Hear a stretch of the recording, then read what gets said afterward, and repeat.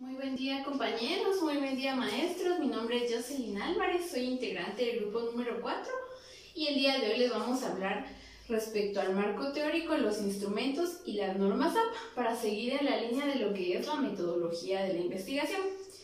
Pues para comenzar con lo que es el marco teórico, que es lo que yo les voy a hablar, tenemos que entender qué es el desarrollo de la perspectiva teórica y pues una vez planteado el problema de estudio, es decir, cuando ya se tienen los objetivos y preguntas de investigación y cuando además se ha evaluado su relevancia y factibilidad, el siguiente paso consiste en sustentar teóricamente el estudio, lo que se denomina desarrollo de la perspectiva teórica.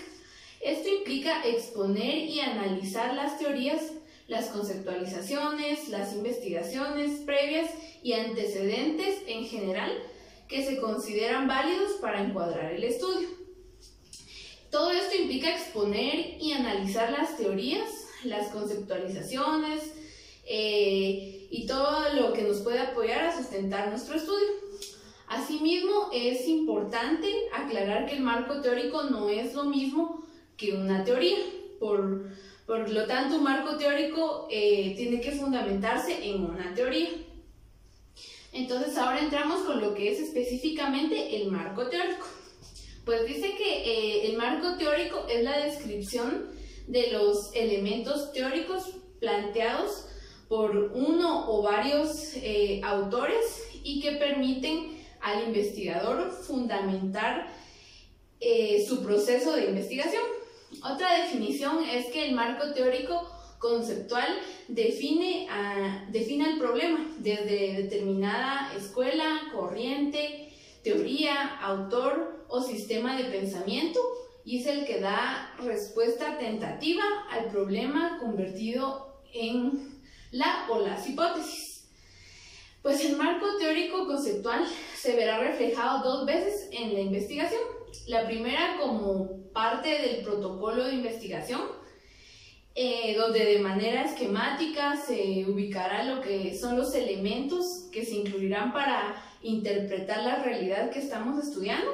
Y en un segundo momento, el marco teórico aparecerá al interior de la investigación, generalmente como capítulo con la exposición y el análisis de la teoría o teorías, las cuales sirven, número uno, como fundamento para explicar los antecedentes e interpretar los resultados de la investigación. En segundo momento, el marco teórico es el que nos amplía la descripción del problema e integra la teoría con la investigación y sus relaciones mutuas. Podríamos decir que es la teoría del problema y tiene como fin ayudarnos a precisar y a organizar los elementos contenidos en la descripción del problema, de tal forma que puedan ser manejados y convertidos en acciones concretas. Seguidamente tenemos lo que son las funciones del marco teórico.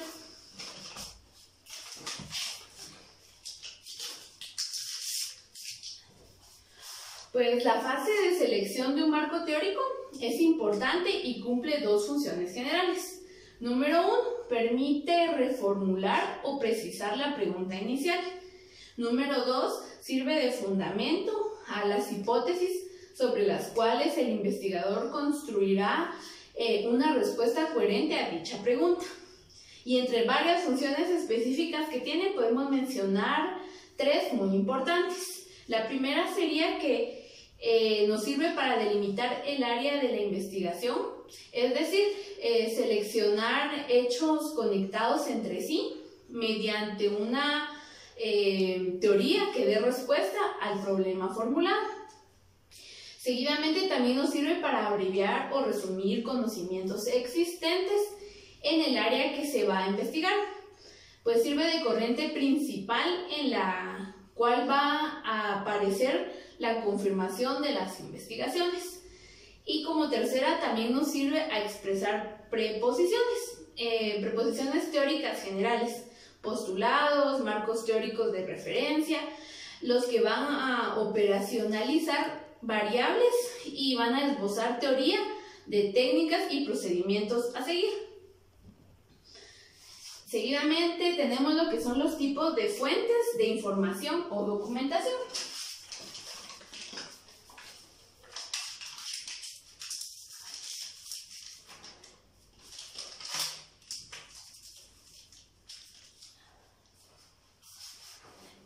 Pues un proceso importante en la elaboración del marco teórico es la ubicación correcta de las fuentes a las cuales se puede accesar para obtener la información.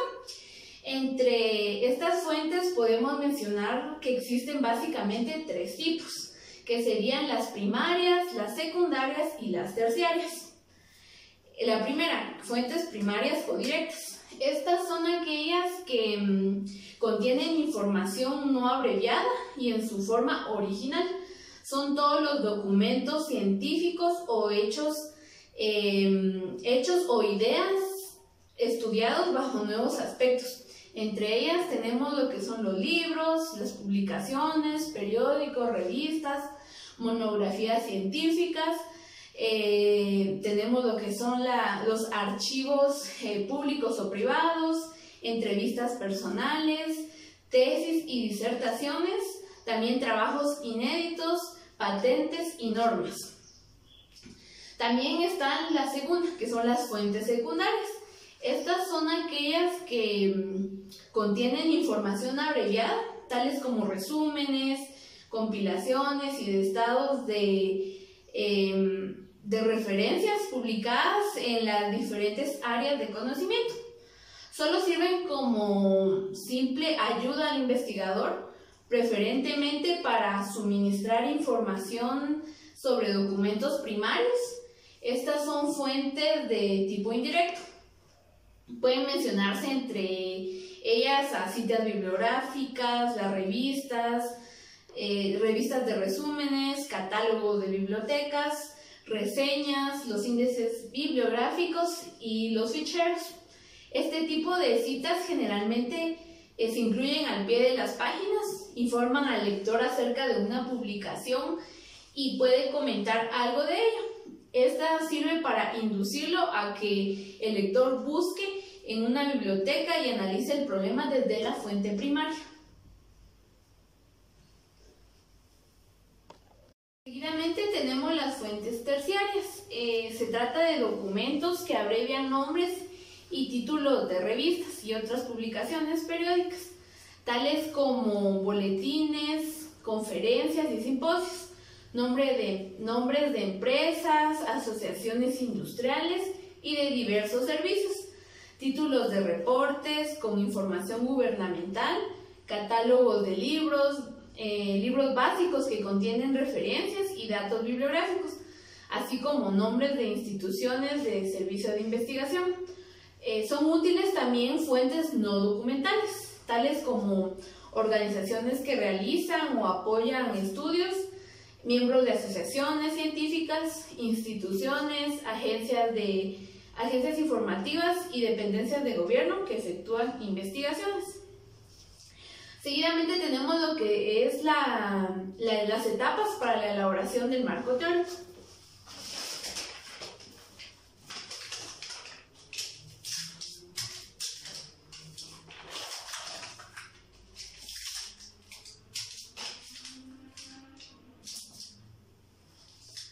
Pues el marco teórico, al ayudarnos a interpretar la realidad, sustenta nuestra investigación y contribuye al desarrollo del conocimiento científico y por tanto a esa búsqueda de respuestas para mejorar una situación.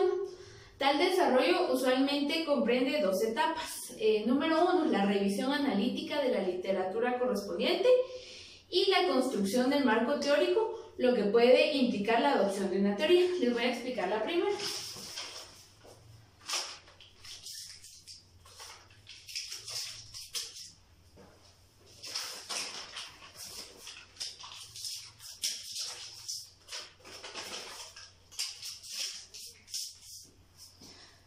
Pues la revisión analítica de la literatura implica detectar, consultar y obtener la bibliografía o las referencias y otros materiales que sean útiles para los propósitos del estudio, de donde se tiene que extraer y recopilar la información relevante y necesaria para enmarcar nuestro problema de investigación.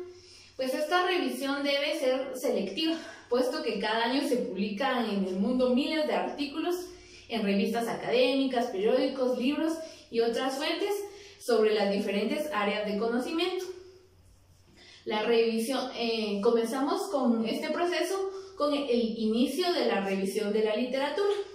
Pues la revisión de la literatura puede iniciarse directamente con el acopio de las referencias o fuentes primarias, situación que ocurre cuando el investigador conoce su localización, se encuentra muy familiarizado con el campo de estudio y tiene acceso a ellas. Puede utilizar material de bibliotecas, filmotecas, hemerotecas y bancos de información. Pues sin embargo, frecuentemente no sucede este caso, ¿verdad? No se es experto en el tema o no se dispone de los recursos necesarios. Por ello es recomendado iniciar la revisión de la literatura consultando a uno o varios especialistas en el tema. Podría ser algún profesor o alguna persona que sea experta en el tema del que vamos a investigar, y buscando en internet, que es una opción muy factible hoy en día, y fuentes primarias en centros o sistemas de información y bases y referencias de datos. Seguidamente tendríamos lo que es la obtención, recuperación de la literatura. Después de identificar las fuentes primarias pertinentes, es necesario localizarlas en las bibliotecas físicas y electrónicas, filmotecas, hemerotecas, videotecas u otros lugares donde se encuentren. Si compramos artículos de revistas científicas, los descargamos y guardamos en nuestra computadora para su posterior consulta, y también suelen imprimirse, ¿verdad?, que es lo más recomendable. Si son libros comprados en internet, estaremos pendientes de que lleguen a nuestras manos. Después de obtener la literatura, ahora seguimos con lo que es la consulta. Pues una vez que se han localizado físicamente las referencias de la literatura de interés, se procede a consultarlas. El primer paso consiste en seleccionar las que serán de utilidad para nuestro marco teórico y desechar las que no nos sirven. Pues en ocasiones una fuente primaria puede referirse a nuestro problema de investigación, pero no sernos útil porque no enfoca el tema desde el punto de vista que pretendemos establecer. Se han realizado nuevos estudios que han encontrado explicaciones más satisfactorias, que han validado los resultados o que han desaprobado sus conclusiones. Se detectaron errores de método o bien se realizaron en contextos completamente diferentes al que nuestra investigación se está realizando. Si la recopilación de la literatura se realiza mediante compilaciones o bancos de datos en lo que se incluye un breve resumen de cada referencia, se corre menos riesgo de elegir una fuente primaria inútil. Para establecer la utilidad de los libros, conviene comenzar analizando el índice de contenido y el índice analítico o de materias por cuestión de tiempo, los cuales proporcionan una idea de los temas incluidos en la obra. Al tratarse de artículos de revistas científicas, lo más adecuado es revisar primero el resumen y palabras clave en caso de considerarlo de utilidad, examinar las conclusiones, observaciones o comentarios finales o en última instancia todo el artículo, con el propósito de seleccionar las fuentes primarias que servirán para elaborar el marco teórico. Es conveniente hacerse las siguientes preguntas. Número 1. ¿La referencia se relaciona con mi problema de investigación? Y si es así, ¿cómo? ¿En qué sentido se relaciona? ¿Qué aspectos trata? También si ayuda a que se realice más rápido y profundamente mi estudio. Otra sería desde qué óptica y perspectiva aborda el tema: psicológica, antropológica, sociológica, médica, legal, económica, dependiendo el tema de investigación que estemos realizando. Lo anterior no significa que no se pueda acudir a otros campos de conocimiento para complementar la revisión de la literatura, pues en algunos casos se encuentran referencias sumamente útiles en otras áreas. Para analizar la referencia, recordemos que se toma en cuenta la cercanía o similitud a nuestro planteamiento para verificar si es de utilidad, semejanza a nuestro método de muestra, fecha de publicación o difusión, cuando más reciente sea, mucho mejor, que consista en una investigación empírica o recolección y análisis de datos, y rigor y calidad del estudio, cuantitativo, cualitativo o mixto. Por lo que se refiere al apoyo bibliográfico, algunos investigadores consideran que no debe acudirse a obras preparadas o hechas en el extranjero, porque la información que presentan y las teorías que sostienen fueron elaboradas para otros contextos y situaciones. Aunque esto es cierto, no implica que deba rechazarse o no utilizarse el material. Tal cuestión es saber cómo usarlo. Es posible que la literatura extranjera nos ayude ayude al investigador local de diversas formas. Puede ofrecerle un buen punto de partida, guiarlo en el enfoque y tratamiento que se le dará al problema de investigación, también orientarlo al respecto de los diversos elementos que intervienen en el problema, centrarlo en un problema en específico, sugerirle cómo construir el marco teórico, etc. Una infinidad de funciones más. Una vez seleccionadas las referencias o fuentes primarias útiles para el problema de investigación, se revisan cuidadosamente y se extrae la información necesaria para integrarla y desarrollar el marco teórico. Al respecto, es recomendable anotar los datos completos de identificación de la referencia. Una vez extraída y recopilada la información que nos interesa de las referencias pertinentes para nuestro problema de investigación, podremos empezar a elaborar el marco teórico, el cual se basará en la integración de la información recopilada. Un paso previo consiste en ordenar la información recopilada de acuerdo con uno o varios criterios lógicos y adecuados al tema de la investigación. Algunas veces se ordenan cronológicamente y otras por subtemas, por teorías y por otras formas. Roberto Sampieri recomienda el método de mapeo, que consiste en elaborar primero un mapa conceptual para organizar y elaborar el marco teórico, y también recomienda el método por índice, el cual se vertebra todo a partir de un índice general. Les voy a hablar de lo que es el método de mapeo para construir el marco teórico.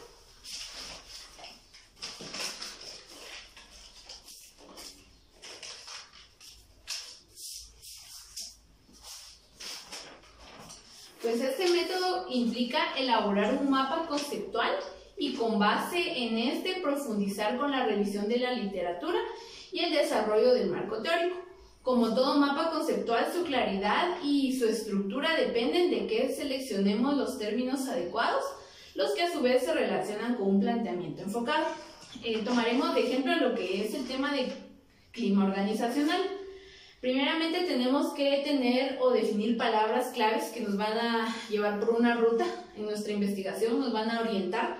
Y aquí tomamos como ejemplo lo que son las definiciones, dimensiones y medición. Todas estas nos van a arrojar diferentes fuentes de información, ya sea por temas, por subtemas, por autores.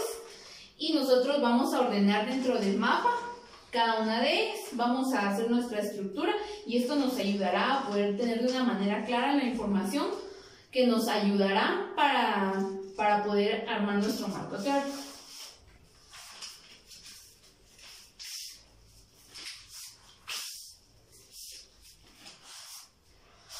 También tenemos lo que es el método por índices para construir el marco teórico, vertebrado a partir de lo que es un índice general.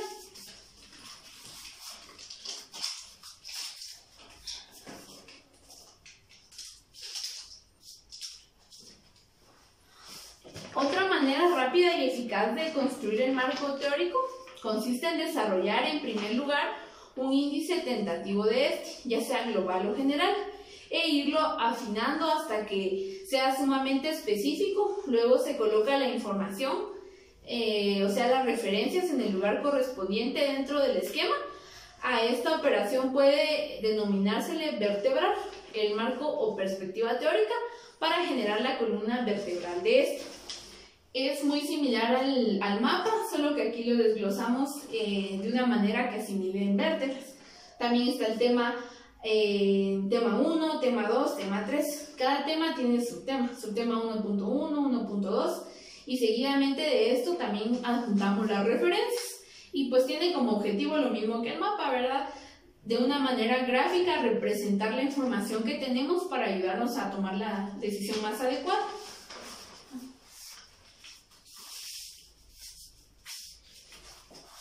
Por otra parte, es importante insistir en que el marco teórico no es un tratado de todo aquello que tenga relación con el tema global o general de la investigación, sino que se debe limitar a los antecedentes del planteamiento específico del estudio.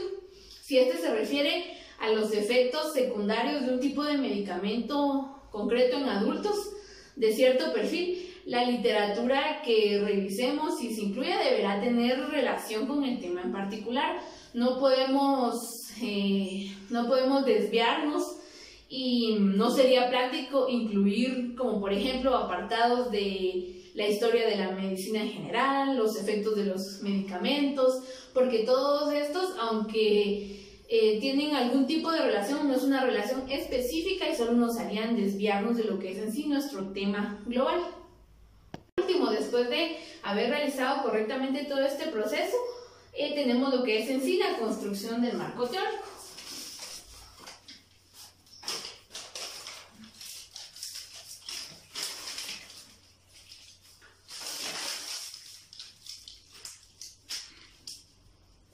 Y pues esto no es nada más que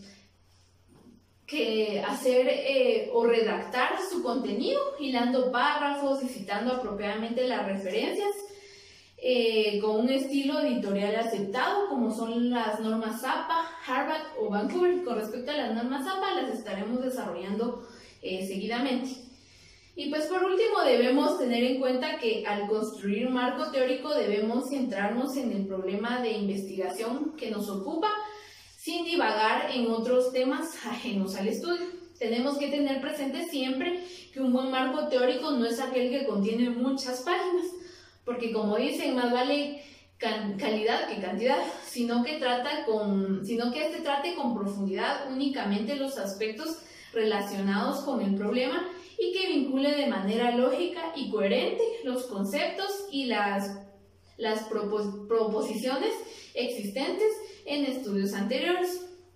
En este otro aspecto es importante porque a veces se olvida construir el marco teórico de una manera efectiva, porque no significa solo resumir información, copiar o pegar, sino también ligarla e interpretarla. En ello la redacción y la narrativa son importantes porque las partes que lo integran deben estar enlazadas y no debe brincarse de una idea a otra, sino que deben tener coherencia.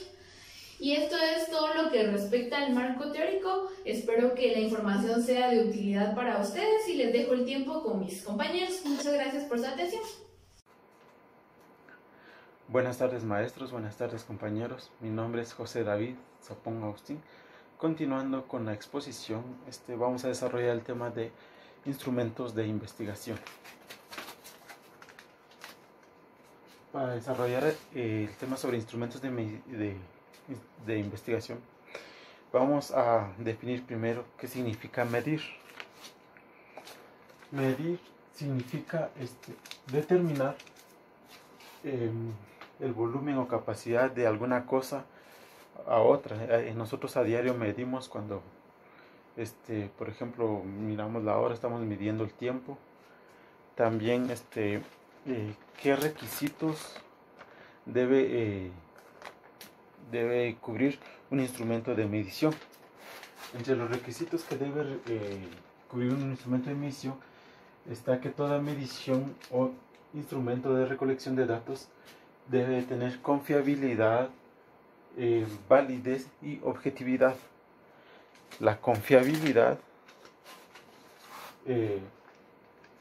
básicamente se refiere a un grado en que se aplica repetidas veces al mismo individuo objetivo que produce resultados iguales. Es decir, que se mide a la misma persona varias ocasiones para ver si tienen los mismos resultados, y si no tienen los mismos resultados, entonces no es confiable. Entonces, la validez como requisito se refiere al grado en que un instrumento mide realmente la variable que pretende medir. También está la validez total. La validez total se evalúa sobre todo las bases de evidencia, validez de contenido, validez de crítico y validez de constructo.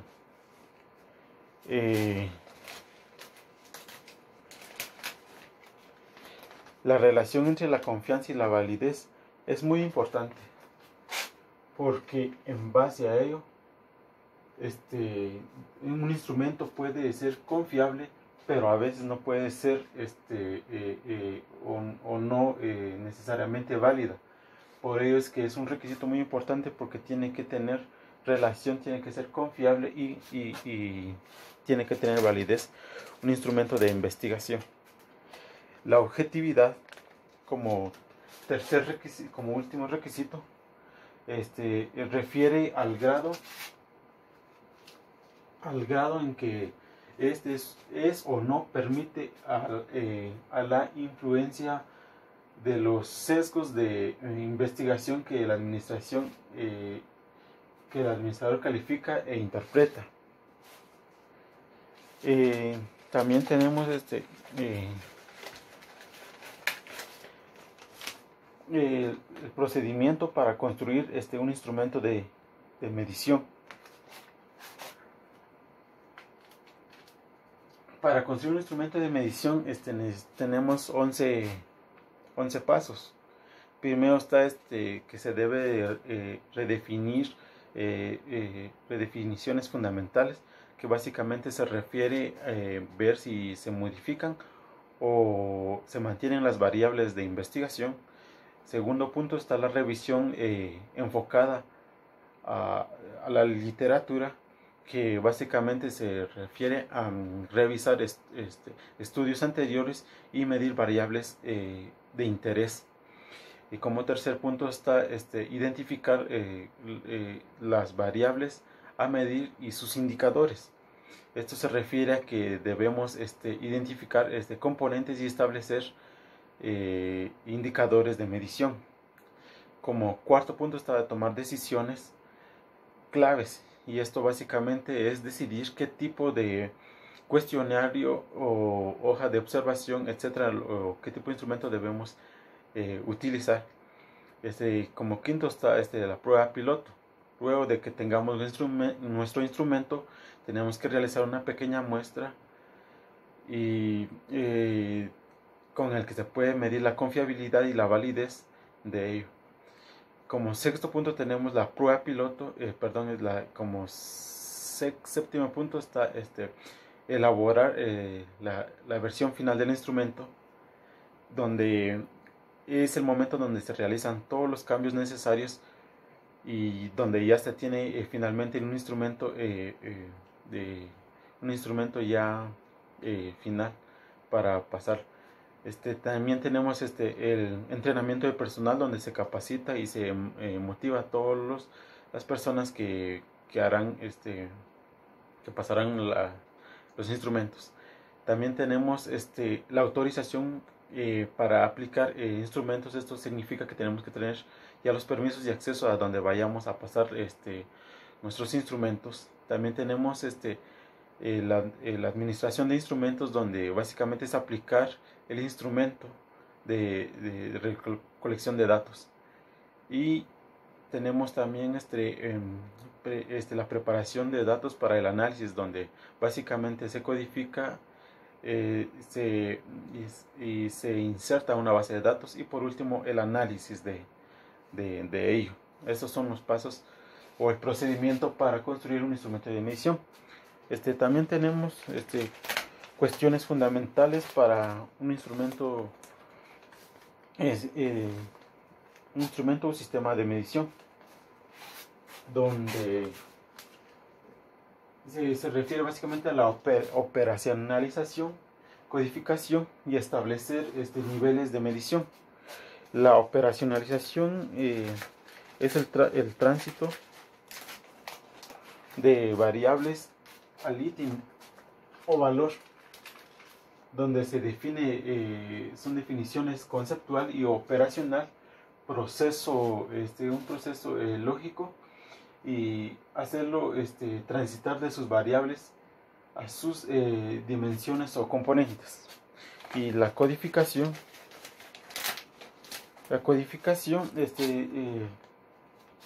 básicamente significa asignarle un valor numérico o simbólico a las respuestas en nuestro instrumento de investigación. También tenemos nuestros niveles de medición. En los niveles de medición existen niveles de medición nominal, donde es una de dos o más categorías de respuesta, por ejemplo los géneros. Tenemos también el nivel de medición ordinal, donde son varias categorías, donde por ejemplo está la profesión, que tienen dos. Y también tenemos por intervalo, donde existe un orden jerárquico y una distancia entre categorías. ¿De qué tipos de instrumentos de medición o recolección cuantitativos disponibles en la investigación? Las que disponemos en la investigación, disponemos de múltiples tipos de instrumentos de investigación. Por ejemplo, están los cuestionarios. Los cuestionarios son un conjunto de preguntas respecto de uno o más variables a medir. También tenemos qué tipo de preguntas se deben elaborar.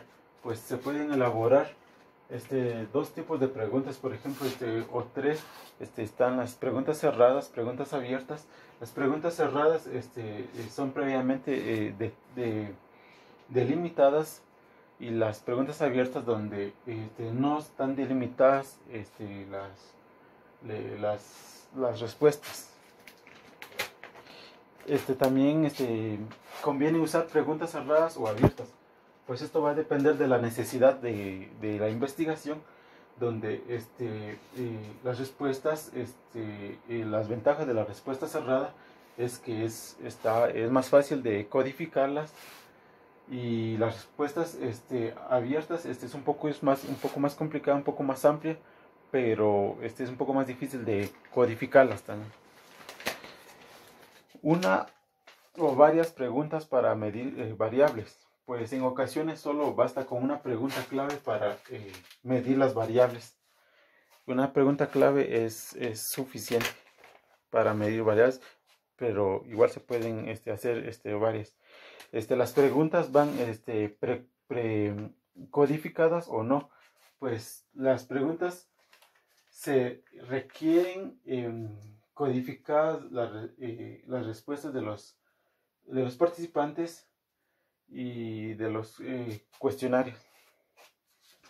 ¿Qué preguntas obligatorias hay que hacer? Entre las preguntas obligatorias está donde se debe determinar la ubicación, el género, la edad, el nivel socioeconómico, estado civil, ocupación, entre otros que son necesarios. ¿Qué características debe tener una pregunta? Las preguntas deben de tener, deben ser claras, precisas, breves, de vocabulario simple y de entendibles. ¿Cómo deben ser las primeras preguntas de un cuestionario? Pues deben ser fáciles para que el encuestado se adentre a la situación. ¿De qué está formado un cuestionario? Pues un cuestionario está formado de preguntas y categorías y respuestas, también de una portada, introducción y instrucciones Agradecimiento final. ¿De qué tamaño debe ser un cuestionario? Un cuestionario debe ser corto. Si es corto, se pierde algunas informaciones, y si es largo, puede ser tedioso. Se debe calcular el tamaño de un cuestionario. ¿Cómo se codifican las preguntas abiertas? Pues las preguntas abiertas se codifican en base a un patrón o un código a respuestas similares o comunes. ¿En qué contextos administrarse o aplicarse un cuestionario? Pues esto se puede hacer de autoadministrado y por entrevista. El autoadministrado básicamente se refiere a darle el cuestionario a alguien que lo responda directamente, y el entrevistado, donde se necesita una persona calificada, donde debe hacer realizar la entrevista.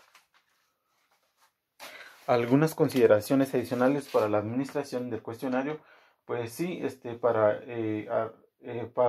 hay poblaciones analfabetas, donde es mejor realizar un cuestionario por entrevista, donde se vaya preguntando, o cuestiones donde deben ir gráficamente unos cuestionarios para que sea más fácil de responderles. También tenemos otros métodos cuantitativos de recolección de los datos.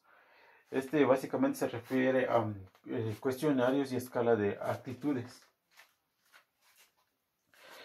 El análisis de contenido cuantitativo es una técnica que estándar cualquier tipo de comunicación de manera objetiva.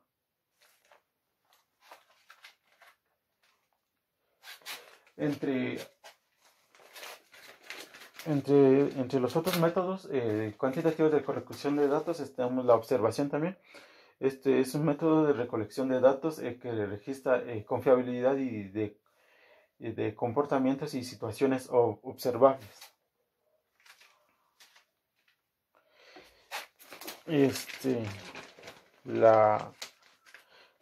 También tenemos entre ellos las pruebas estandarizadas e inventarios.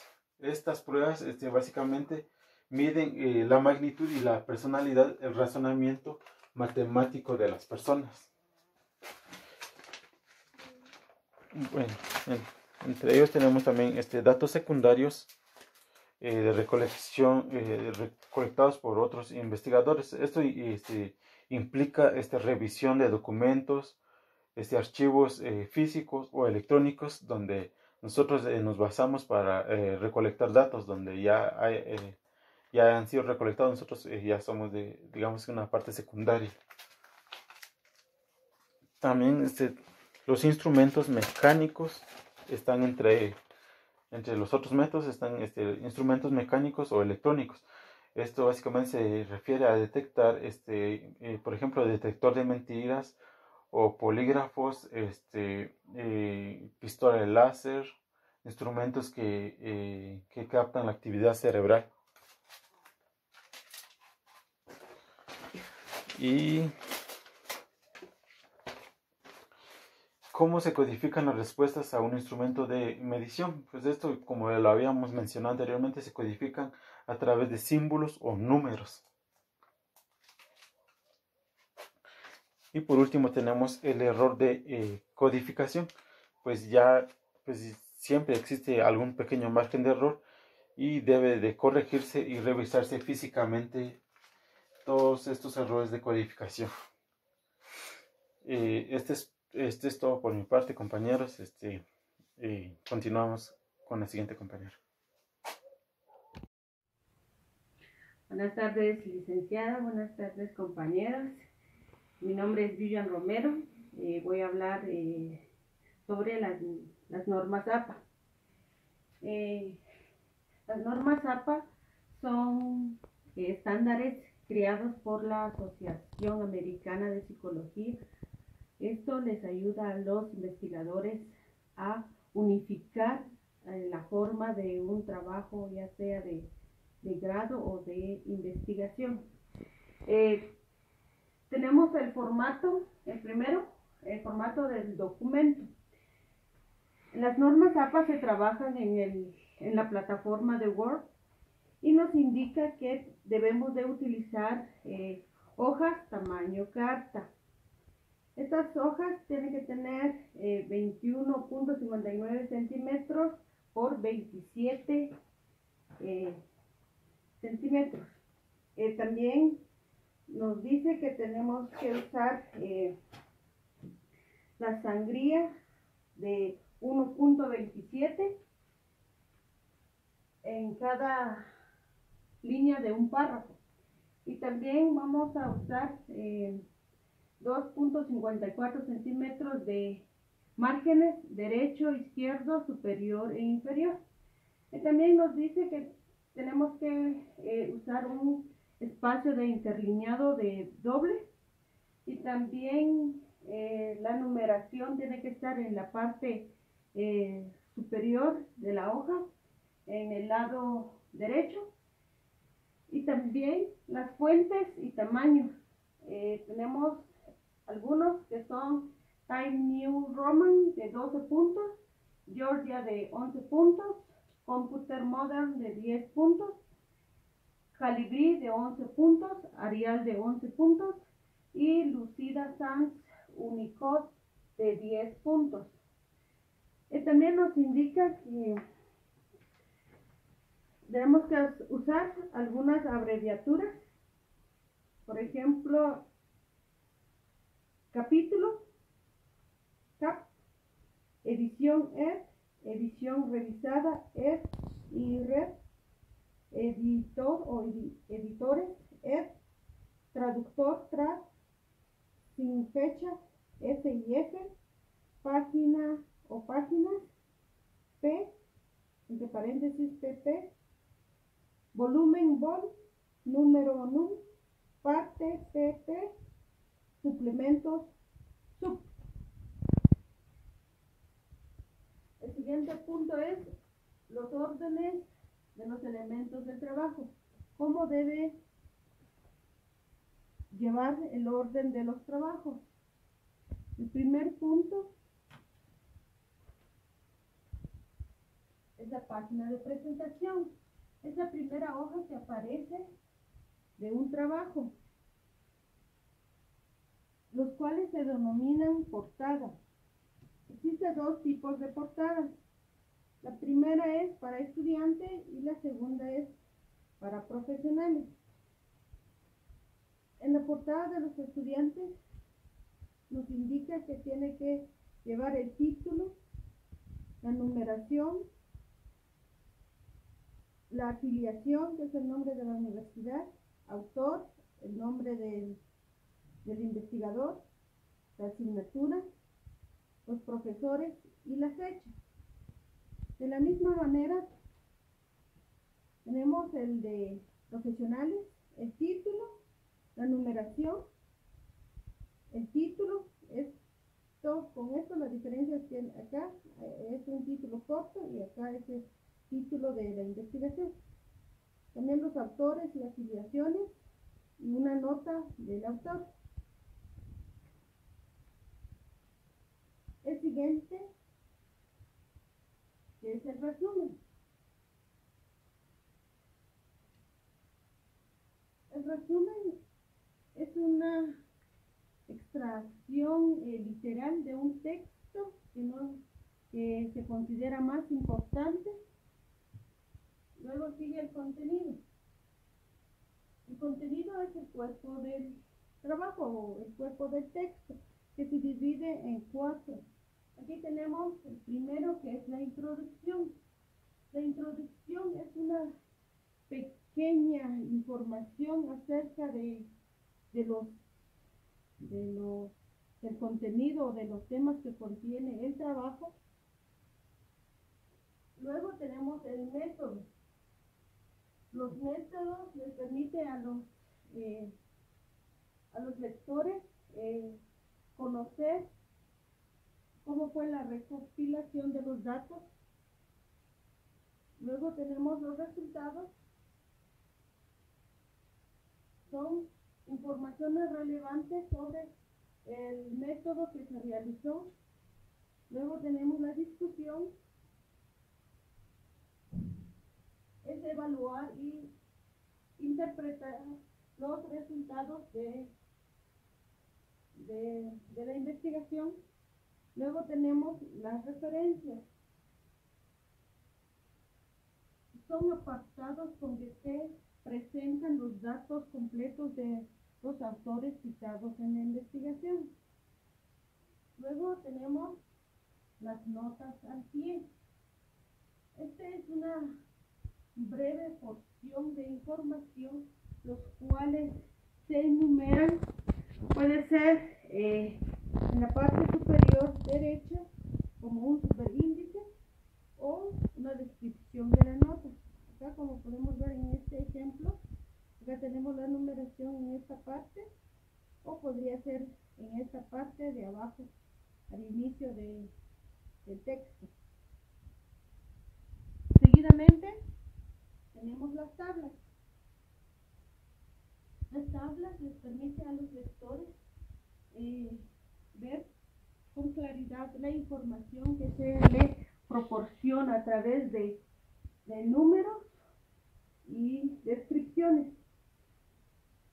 Y en las tablas tiene que estar etiquetado arriba de las tablas con negritas y enumeradas y con un título que esté en cursiva y también con la nota.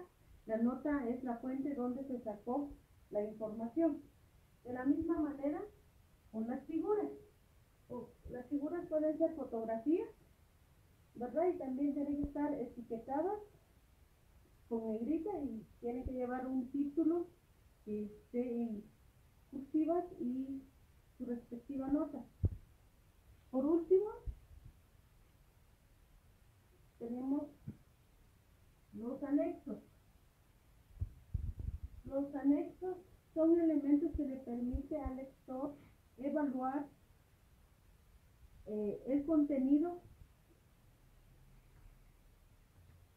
los cuales se tienen que etiquetar con letras de acuerdo a su aparición. Por ejemplo, anexo A, anexo B, anexo C, etc.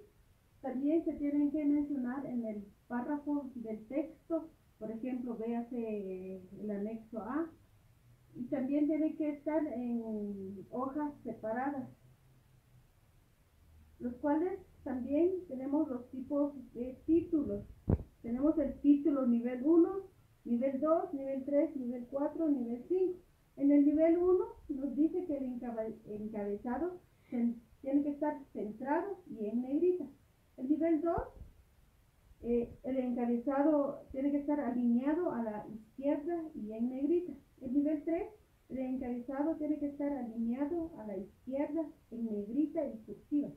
El nivel 4, el encabezado del párrafo debe tener sangría, tiene que estar en negrita y tiene que llevar un punto al final.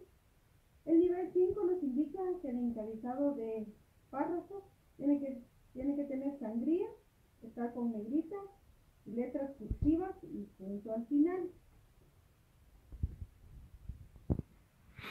Seguidamente tenemos las citas.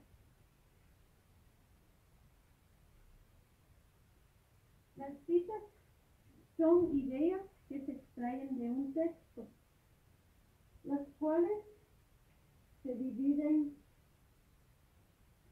en dos. Tenemos las citas textuales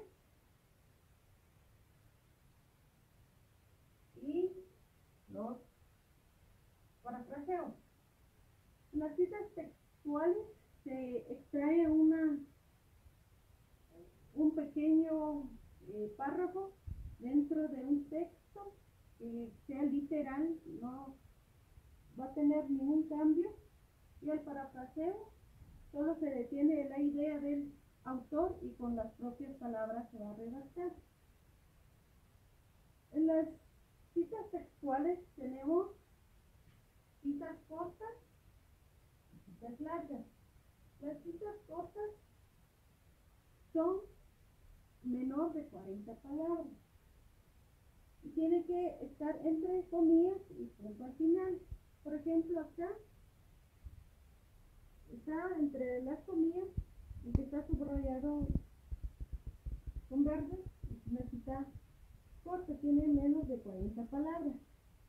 Y las citas largas es un párrafo.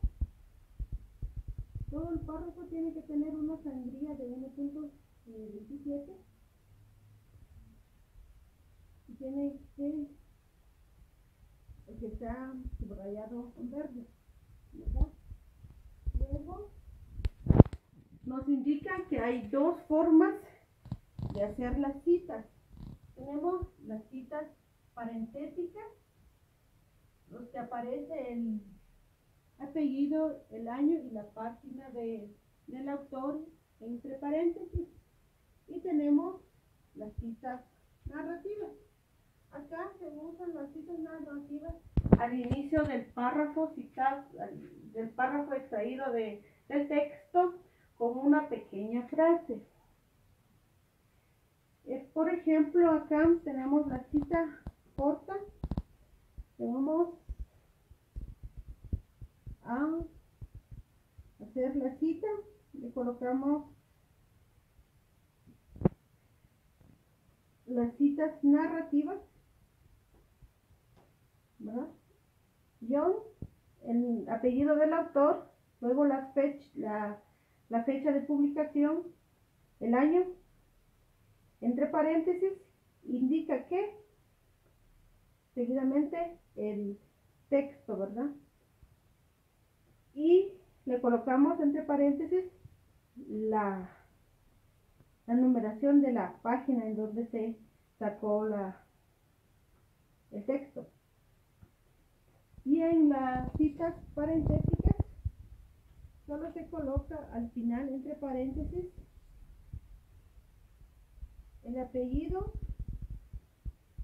luego la coma, el año y el número de página.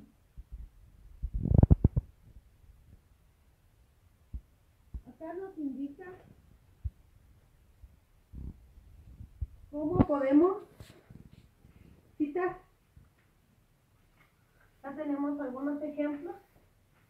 Cuando se trata de un autor, nos indica que tenemos que colocar el apellido y el nombre, y entre paréntesis el año de publicación. Cuando se trata de dos autores, se coloca el apellido de uno y se conecta con una I, luego el apellido del segundo autor y entre paréntesis el año de publicación. Si se trata de tres autores, se coloca el primer apellido de un autor, luego le escribimos al, que significa y otros, luego entre paréntesis 2016, el año de publicación. Acá también nos indica si es autor corporativo. Esto nos quiere decir no aparece el nombre de una persona, sino aparece el nombre de una corporación. Nos indica que tenemos que escribir el nombre de la organización, así por ejemplo, Organización Mundial de la Salud. Acá nos indica que en la primera citación tenemos que escribir el nombre completo del autor corporativo, entre paréntesis las iniciales, así como OMS 2015. Y en las siguientes citas solo tenemos que escribir las iniciales, ya no se tiene que escribir el nombre completo de la organización y luego el año. Pero si la organización no usan siglas, entonces se le escribe el nombre completo de la organización.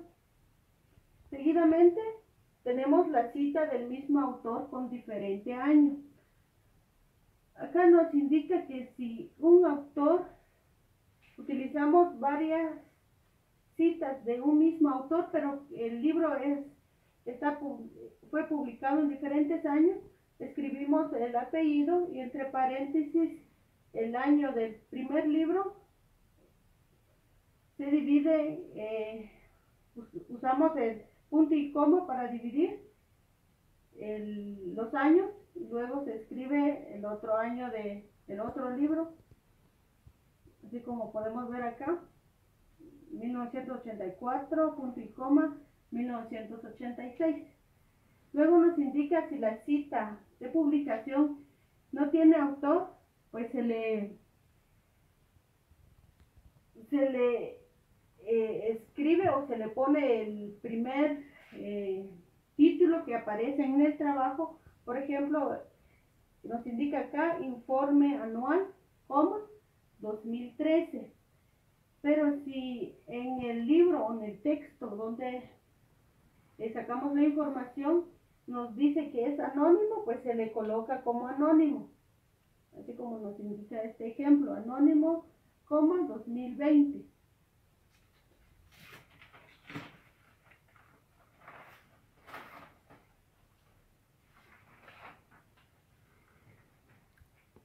Y por último tenemos los elementos de las referencias. Las referencias son donde nos aparecen los datos de las citas. Y esto nos dice que tiene que tener la fecha. Estos son los elementos, son 4, la fecha, el autor, la fuente y el título. Acá la fecha, en qué año fue publicado el libro, el autor, el nombre del que redactó, de quién pertenece el libro, y la fuente,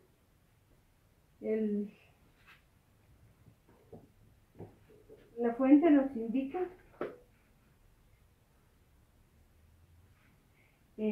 ¿cómo se llama? Así, por ejemplo, tenemos acá, aquí lo voy a explicar muy bien. Así como en este libro, tenemos este libro. Acá nos dice el autor es Lourdes Munch. El título del libro, que es Administración. También tenemos editorial, que es primera edición, y la fecha, en qué fecha fue publicada el libro. Solamente. Gracias.